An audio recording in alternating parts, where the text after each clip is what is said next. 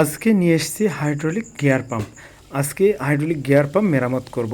তো এটা আমাদের আজকে সমস্যা, সেটা হচ্ছে কি, এই যে শ্যাফট দেখছেন, গিয়ার শ্যাফটটা, এই শ্যাফটটার মাথায় যে বিয়ারিং থাকে, এই বিয়ারিংটা ক্ষয়, মানে বিয়ারিংয়ের পয়েন্টটা, শ্যাপের পয়েন্টটা ক্ষয় হয়ে গেছে।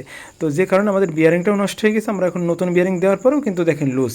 তো এখন এটা কি করব, এখন আমরা ইলেকট্রিক ওয়েল্ডিং করব না। ইলেকট্রিক ওয়েল্ডিং করলে শ্যাফটার ভিতরে আপনার মেটালটা কিন্তু দুই তিন রকম এটা পরিবর্তন হয়ে যাবে। অর্থাৎ এক সাইড টেম্পার হয়ে যাবে, এক সাইড কিন্তু নরম থাকবে।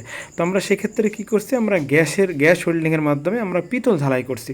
তো পিতল ঝালাই করলে কী হবে, গ্যাস হিটটা সব জায়গায় ছড়িয়ে যাবে এবং উপরেই হিটটা কিন্তু থাকবে।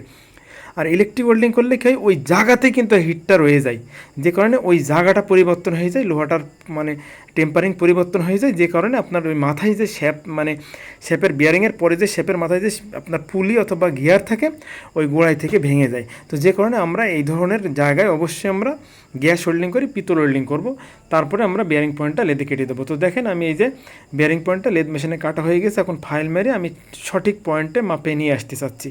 তো হ্যাঁ, আমি এখন মাপ দিচ্ছি, এখন দেখেন আমার ঠিক আছে। তো এটা বেশি টাইট রাখবেন না, 1 পয়েন্ট টাইট রাখবেন। তো এটা 35.1, এই দেখুন 35.1, 35.35 এরকম রাখবেন, তাহলে কিন্তু আপনার ঠিকঠাক হয়ে যাবে। আমি এই যে বিয়ারিং দেখছি, বিয়ারিং এটা কিন্তু টুকা যাবে না, জাম না টাইট। তো ঠিক আছে, আমার কাটা হয়ে গেছে, চলুন এখন পাম্পে সেটিং করি। তো পাম্পের হাউসে প্রথমে বিয়ারিংটা পরিয়ে নিলাম, তারপরে বিয়ারিংটা পরানোর পরে লকটা পরিয়ে দিলাম। এখন আপনি কি করেন, ওই যে আপনার পাম্পের দুই চাপায় যে দুটো ওয়াশার থাকে, তো ওয়াশার দুটো দিয়ে দেবো, তার আগে একটু হাইড্রোলিক মিক্স করে দেবেন, সব জায়গায় মিশিয়ে দেবেন। তো এই যে ওয়াশারটা দিয়ে দিচ্ছি, ওয়াশারটা দেওয়ার পরে তারপরে এই যে প্রথম ছোট যে গিয়ারটা আছে, গিয়ার পেনএমটা, ওটা ঢুকিয়ে দেবো। তো ওটা মোছার পরে ঢুকিয়ে দিচ্ছি। হ্যাঁ, এই যে ঢোকানো হয়ে গেছে। এরপরে আমি বড়োটা, যেটায় বিয়ারিং থাকবে, যেটার মাথায় পুলি থাকবে কিংবা গিয়ার থাকবে, সেটা দিয়ে লাগিয়ে দিলাম। এরপর মাঝখানের হাউজিংটা লাগাবেন। মাঝখানের হাউজিংটা ঠিকভাবে লাগাবেন, যেন আপনার ডাউল পিনগুলো ঠিকঠাক মতো লাগে।